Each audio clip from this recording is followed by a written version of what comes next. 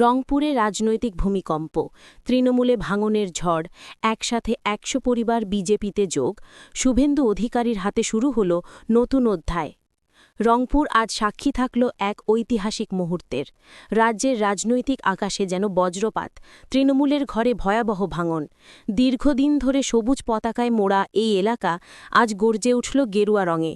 একসাথে ১০০ পরিবার তৃণমূল কংগ্রেস ছেড়ে ভারতীয় জনতা পার্টির পতাকা হাতে তুলে নিল শুভেন্দু অধিকারীর উপস্থিতিতে। স্থানীয় মঞ্চে জনতার ঢল, স্লোগানে মুখর চারপাশ, বাংলা চাই পরিবর্তন, তৃণমূল হটাও, দুর্নীতি রুখো, এই স্লোগানে যেন কেঁপে উঠল গোটা রংপুর শহর।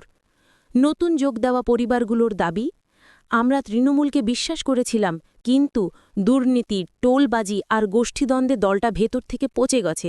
আমাদের কোনো কাজ হয় না, শুধু প্রতিশ্রুতির পাহাড়। তাই আজ বিজেপির পতাকা হাতে নিয়ে মুক্তির পথ বেছে নিয়েছি। এই বিশাল যোগদান কর্মসূচিতে উপস্থিত হয়ে বিরোধী দলনেতা শুভেন্দু অধিকারী তৃণমূলকে একহাত নেন। গর্জে উঠে বলন, তৃণমূল মানেই দুর্নীতি, সিন্ডিকেট, কাটমানি। আজ মানুষ তার জবাব দিচ্ছে, বাংলার মানুষ জেগে উঠেছে। রংপুর থেকে শুরু হচ্ছে পরিবর্তনের জোয়ার, এই জোয়ার কেউ আটকাতে পারবে না।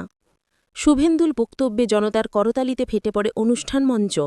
বিজেপির স্থানীয় নেতৃত্ব জানায়, এই যোগদান কোনো সাময়িক ঘটনা নয়, এটা আসন্ন নির্বাচনের আগে রাজ্যের জনমতের বড় ইঙ্গিত। রাজনৈতিক বিশ্লেষকরা বলছেন, রংপুরের এই ঘটনাই হয়তো রাজ্য জুড়ে তৃণমূলের